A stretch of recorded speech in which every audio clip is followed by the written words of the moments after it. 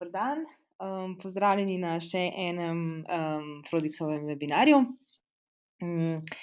Tokrat sem izbrala malo bolj provokativen naslov in vesela sem, da je bilo prijav toliko. To pomeni, da dejansko email marketing še vedno živi in bo nekaj časa živel.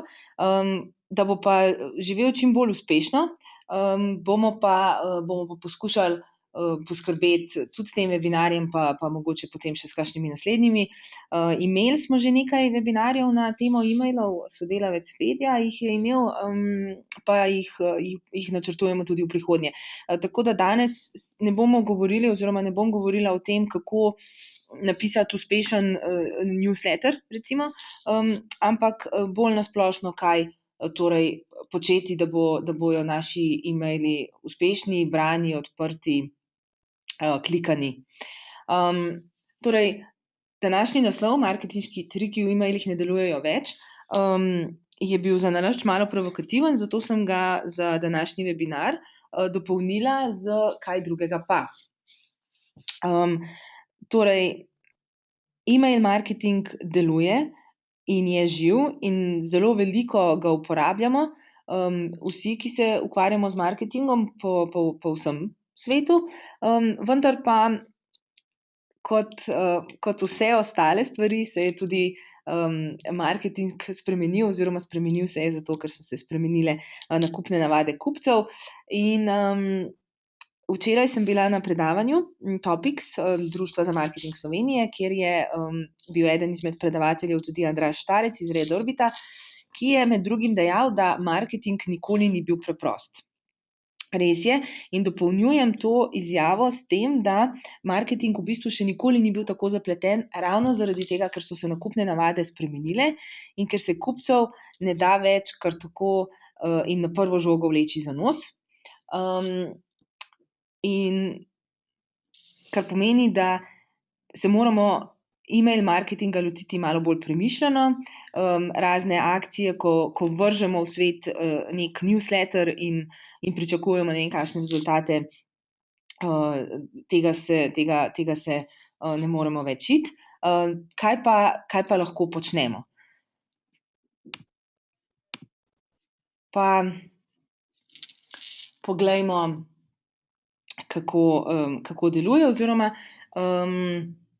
spet en citat oziroma ena statistika iz Red Orbitove raziskave. Torej, koliko prihodkov nam da kakšen digitalni kanal? In email je tukaj bolj pri koncu, z zelo malo procenti. In Andraž je včeraj rekel, da je to predvsem zaradi tega, ker smo v tem Slovenci pač slabi v delanju emailov, mailingov, pisanju mailingov, v pisanju newsletterov. In to se mi zdi odlično izhodišče za današnji webinar, ker lahko pogledamo, zakaj smo slabi in kaj delamo narobe. No, prvo, kar delamo narobe, je, da enačimo email marketing z bolj ali manj pogostim pošiljanjem newsletterov. In se nam zdi, da je newsletter vse, kar nam email marketing da oziroma kar v email marketingu je. To ni res, to je mit in tega mita se moramo čim prej znebiti. Prej, ko se ga bomo znebili, prej nam bo email marketing zlezel z tistih 5,49% prihodka na precej več. Torej, resnica je, da email marketing ni bolj ali manj pogosto pošiljanje newsletterov. Kaj pa potem je email marketing? Email marketing je uporaba e-pošte, torej pošiljanje emailov v marketinške namene. Kaj to pomeni? Vseh emailov, s katerimi marketing spodbuja prodajo, v katerikoli fazi nakupnega procesa. To že vemo in o tem smo že govorili, da gre kupec skozi različne faze nakupnega procesa, v katerih potrebuje različne vsebine, različne nagovore in za katere en enoten newsletter za vse prejemnike v vseh nakupnih fazah ne zadostuje. Ker nagovarja vse bralce enako, ne glede na to, kje se nahajajo v nakupnem procesu, ne glede na to, kaj jih zanima, ne glede na to, kje se v življenju nahajajo, kaj so njihove potrebe, kaj so njihova zanimanja v tistem času. Recimo, če nekdo, recimo jaz, dobim nek newsletter namenjen nosečnicam, me to ne bo prav nič ganilo. Nisem noseča, ne nameravam biti trenutno in to ni relevanten mailing zame, ne bo dosegel nobenega uspeha, kvečjemu bo dosegel, da ga bom ali izbrisala ali označila kot spam celo. No, morda bo čisto druga zgodba čez 1 leto. In zato je dobro vedeti, kje v nakupni fazi in kje v življenju se nahajajo prejemniki naših newsletterov. Zato je treba pred pošiljanjem razmisliti, komu pošiljamo. Torej, pošiljamo seveda vsem, ki so se prijavili na prejemanje naših sporočil. To ponavljam posebej, zaradi tega, ker danes si res ne moremo več privoščiti nekoga kar dati na našo listo prejemnikov. Ali kupiti neko bazo in nanjo pošiljati naša sporočila. Vedno moramo imeti urejen opt-in, vedno moramo imeti urejeno odjavo. Torej, da se lahko kdorkoli odjavi na prijazen in preprost in nezapleten način. Kajti to je tudi edini učinkovit način email marketinga. Da povemo ljudem, da se lahko prijavijo in da jim obenem tudi omogočimo, da se odjavijo. No, druga stvar, o kateri moramo razmisliti in jo raziskati, preden pošiljamo newsletter, je pa kontekst.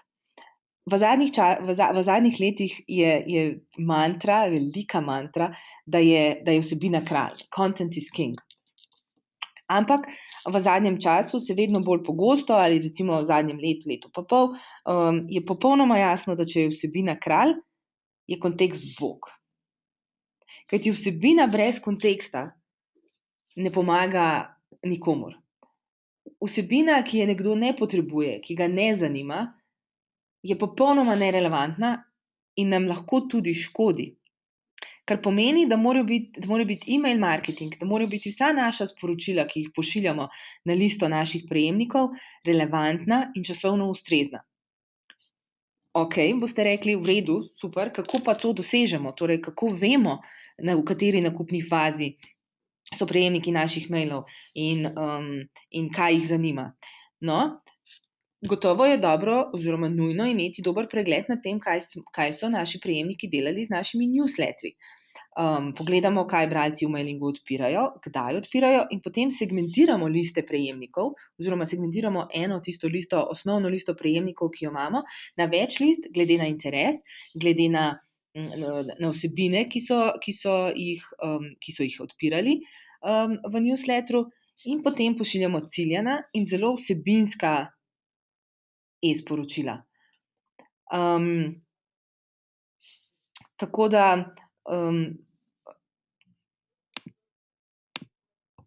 je to ena taka prva naloga, ki jo moramo narediti, preden se lotimo pošiljanja newsletterov. Razmisliti, kakšno vsebino imamo, razmisliti, ali lahko na podlagi te vsebine segmentiramo prejemnike, in ko enkrat segmentiramo prejemnike, potem se lotimo tega še bolj premišljeno, še bolj ciljano in jim dejansko pošiljamo taka sporočila z vsebino, ki je namenjena zanje, ki jih bo premaknila naprej v naslednjo fazo nakupnega procesa, ne pa samo odvrnila od prejemanja naših sporočil. Zato torej začnite razmišljati o personalizaciji, absolutno, ampak danes smo v Sloveniji še vedno nekako usmerjeni v eno samo personalizacijo, in to je tista najbolj osnovna in najbolj očitna, in to je personalizacija z imenom ali pa v nekaterih primerih še s podjetjem, da omenite v newsletteru še podjetje, od koder prihaja prejemnik. Okej. Ne bom rekla, da to ne deluje, da v nekaterih primerih ne prinese večje vsaj odpiranosti, če že ne klikanosti, ampak obenem pa to ni več dovolj.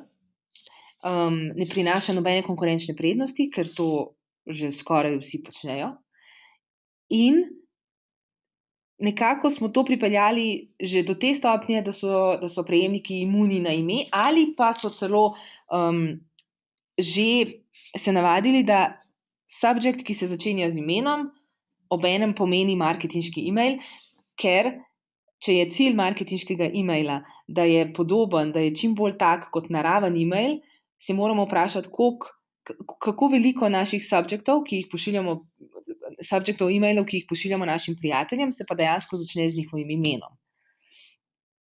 Skratka, personalizacija z imenom je nekaj, kar nam lahko v kakšnih primerih celo škodi, je pa vsekakor že tako razširjena, da naši prejemniki že vidijo skozi to in so nas že nekako pogruntali, da je to tisti marketinški trik iz mojega naslova, ki ne deluje več. No, ampak obstajajo druge personalizacije. Obstaja personalizacija vsebine, o kateri sem že govorila. Torej, prejemniki si želijo brati za njih koristne vsebine, torej vsebine, ki jih zanimajo. Ni, da si ne želijo tega, ni, da si ne želijo prejemati newsletterov, ampak newsletterov z vsebino, ki jih zanima. Torej je treba vse vrste e-mailov, in do tega bom še prišla, kakšne vrste e-mailov pravzaprav poznamo, uvrstiti njim prilagojeno vsebino in na način, ki ga prejemnik občuti kot naravnega. Torej, seveda je treba napisati na simpatičen in tekoč način, in o tem smo že govorili, tako v opisanju, kot tudi v opisanju e-mailov. Tukaj je pomembno predvsem to, da prejemnik dobi vsebino, ki ga zanima in ki je zanj relevantna v času, v katerem se nahaja v svojem življenju. Tako da počasi se nam bo zgodil prehod iz obdobja množičnega e-mail marketinga v obdobje množičnega personaliziranega e-mail marketinga. Torej, vsak e-mail bo moral nagovarjati točno tistega prejemnika in ne kar vse po vrsti. No, in druga stvar, o kateri morate začeti razmišljati, če še ne, je oblika e-maila, ki se prilagaja različnim zaslonom. Torej, to je ta famozni responsive design. Spet se bom sklicevala na eno izmed Red Orbitovih raziskav. Raziskali so, kako se na spletu vedemo na različnih napravah, in med drugim ugotovili, da število uporabnikov, ki na splet dostopajo preko mobilnih naprav, tudi v Sloveniji zelo hitro narašča.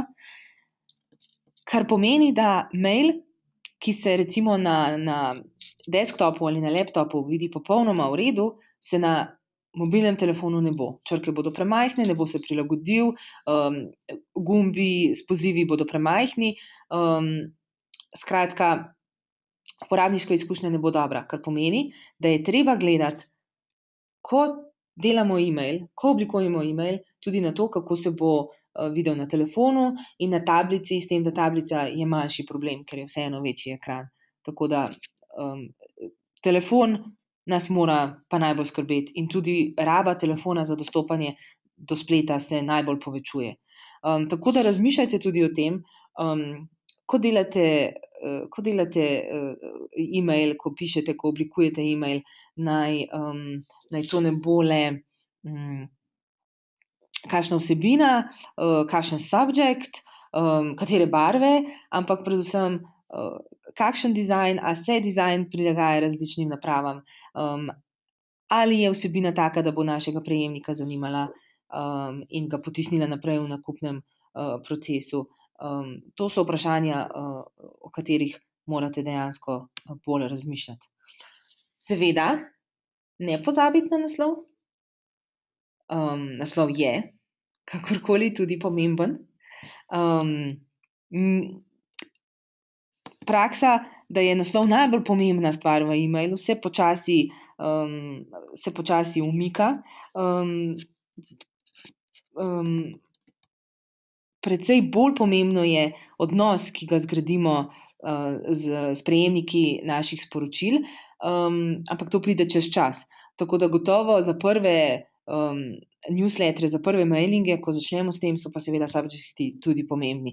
Kasneje pa je pomembno že bolj to, od koga je prišel email, če pride od nekoga, s katerim imamo že neki odnos vzpostavljen in za katerega vemo, da ima dobre vsebine za nas, bomo odprli mail ne glede na zadevo.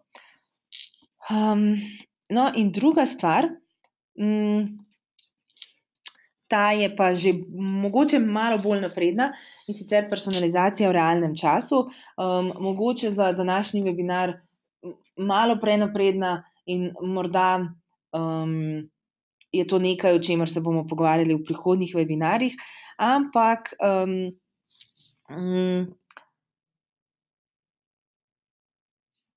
glede na to, da lahko z današnjimi mobilnimi telefoni, pametnimi telefoni narediš že ogromno, in glede na to, da kaj vse lahko gledamo in spremljamo v email kampanjah, se bo zelo hitro zgodilo, da bomo prišli do personalizacije v realnem času, da bomo dejansko lahko zelo hitro pošiljali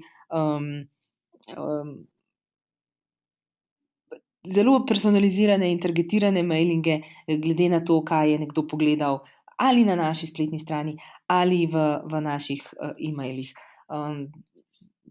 V svetu bo to realnost letos, pri nas najbrž ne, ampak vsekakor je to nekaj, o čemer moramo razmišljati že danes. Okej.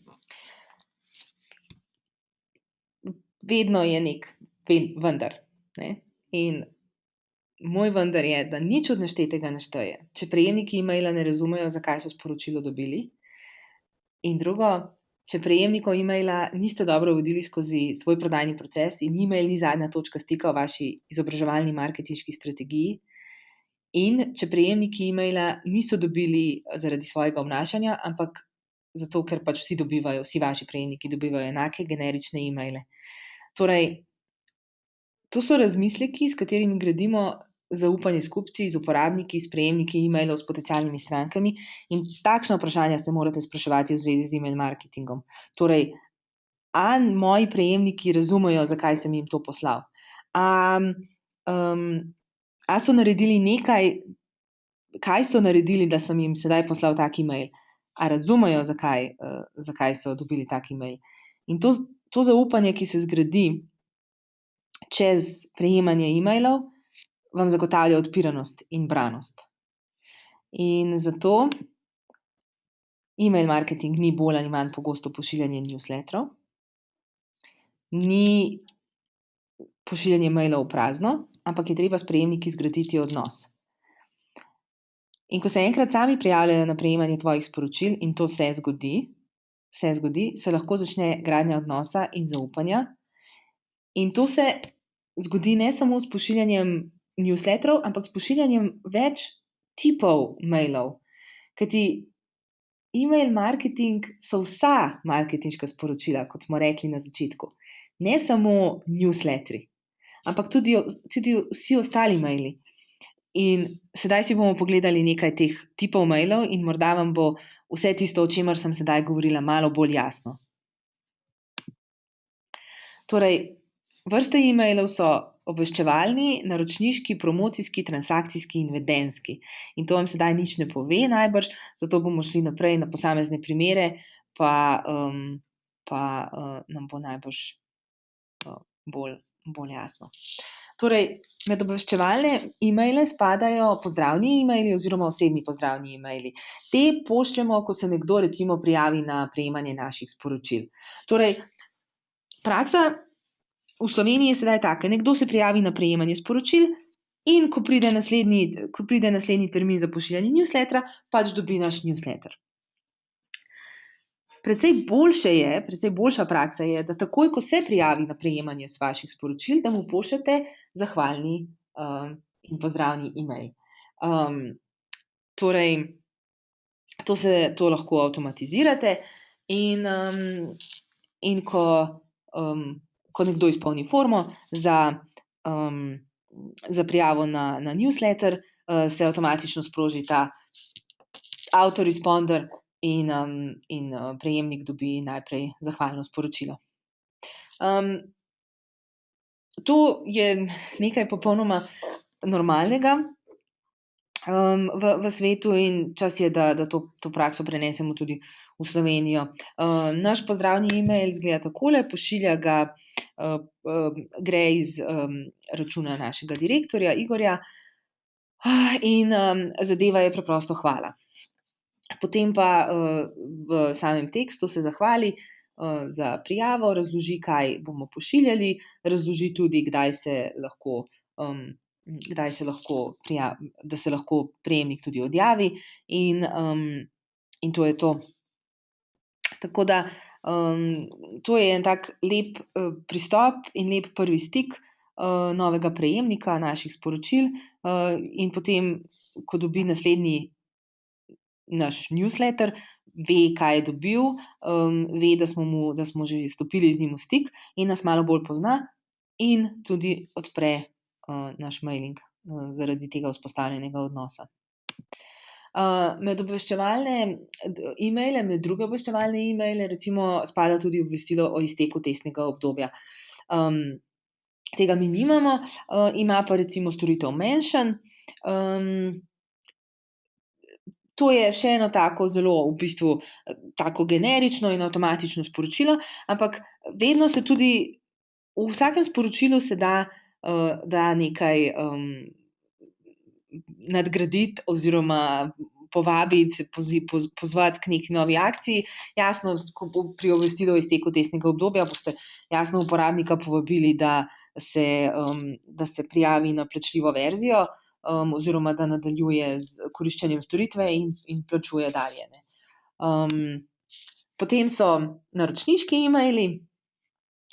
To se pravi, to so taki recimo neki klasični newsletterji, ampak v različne vrste. Recimo en od naših tedenskih newsletterov oziroma mailingov je obvestilo o novem zapisu na blogu. Tisti, ki ste že med našimi prejemniki sporočil, ste ravno danes enega dobili o Fedijevem zapisu na blogu. Zdaj prvo pravilo dobrega obvestila o novem zapisu na blogu je dober zapis. Ta pritegne. Če ni zapis dober, vas še tako dober mailing ne bo pritegnil k branju. S tem, da pri tem se je treba zavedati, da v bistvu pošiljate na svojo listo prejemnikov, kar pomeni, da so to ljudje, ki si želijo prejemati vaša sporočila, torej ste lahko zelo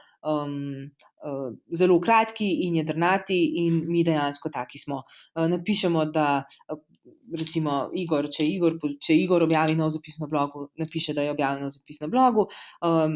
Prvi odstavek potem prepišemo iz samega zapisa, damo link na zapis in to je v bistvu to.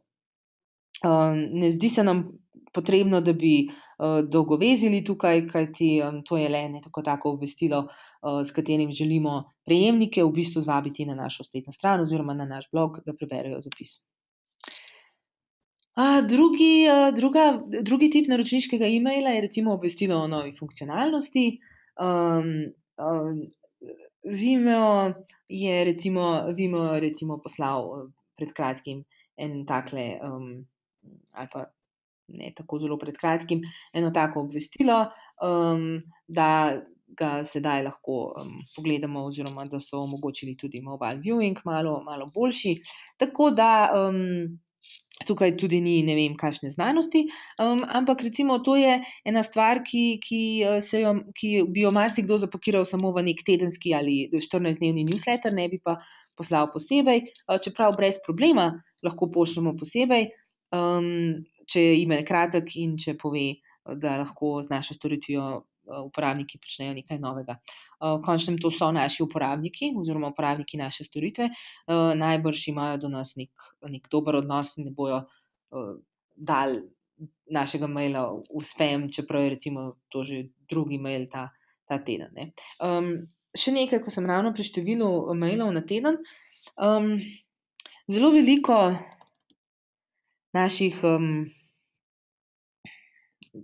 veliko tistih, ki jim svetujemo pošiljanje mailingov in med njimi so tudi naše stranke, se boji, da bodo preveliko število mailov na teden poslale ali pač na določeno obdobje.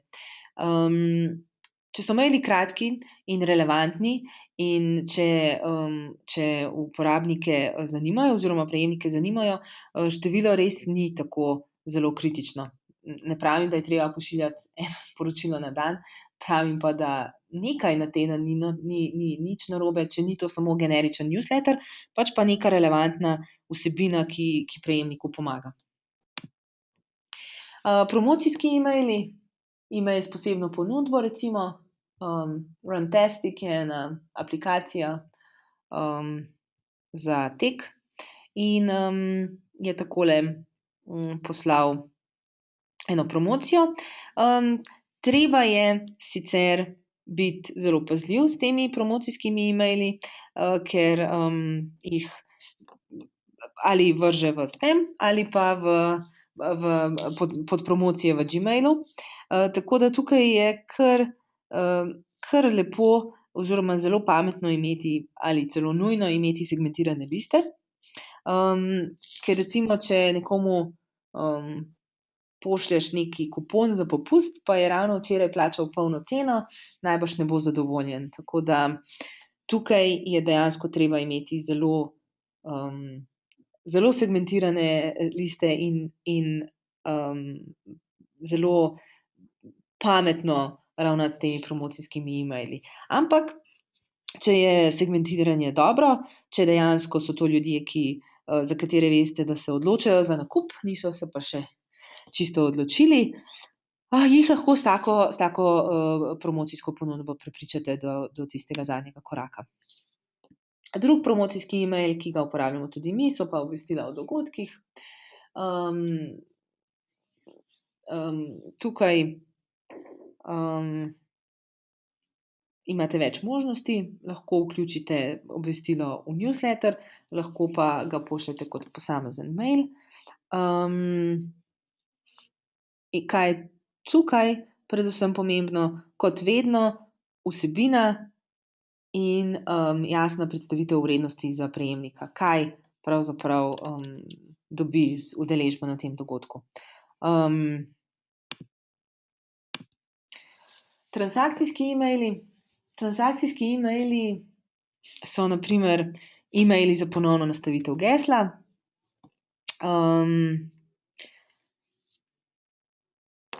To je zelo tak funkcionalen e-mail, ampak še vedno lahko naredite marsikaj z njim. Lahko je kratek ali pa ne bo kratek. Vedno ga bodo odprli, recimo tega za ponovno nastavitev gesla, ker pač ga uporabnik sam potrebuje. In, kaj je pomembno pri recimo teh e-mailih je, da so hitri, da so varni in da imajo zelo jasno označeno, oziroma da so v celostni grafični podobi, torej da so zelo jasno označeni, od koga prihajajo in da so predvsem preprosti, ker uporabnik v tistem trenutku je frustriran, samo želi zamenjati geslo in to je to. Naslednji, tip transakcijskega e-maila so obvestila o dogajanju oziroma notifications. Twitter ima take, fine notifications, ki v bistvu povejo samo recimo, kdo je retweetal naš tweet.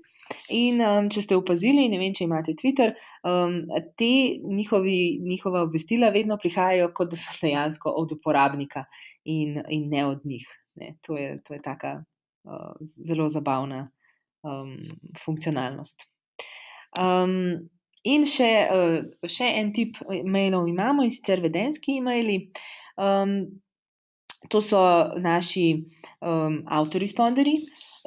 Ko nekdo prenese gradivo z naše spletne strani, dobi e-mail, z naslovom Tu je vaš hitri vodič in naslov vodiča. In, v njem se mu zahvalimo za, prenos, povemo, kje ga lahko vedno dobi in, potem imamo še en poziv, in sicer, da lahko pošlje ta vodič tudi prijatelju. To Tu sta dve pravili pri teh e-mailih, in sicer, da dejansko e-mail to stvar da in pa da še nekaj dodatnega ponudi.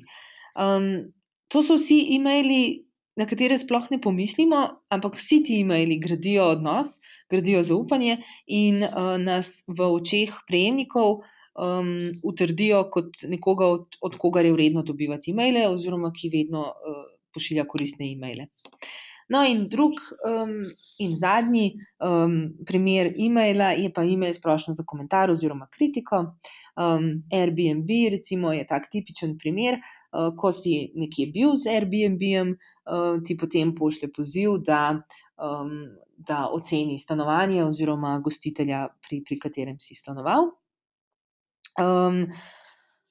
Ne dolgovezijo, e-mail je kratek, z zelo jasnim pozivnim gumbom in potem je tu še nekaj takih malih pozivov, kot recimo ti gumbi za družabna omrežja in pa en tak touch sent with heart from Airbnb headquarters.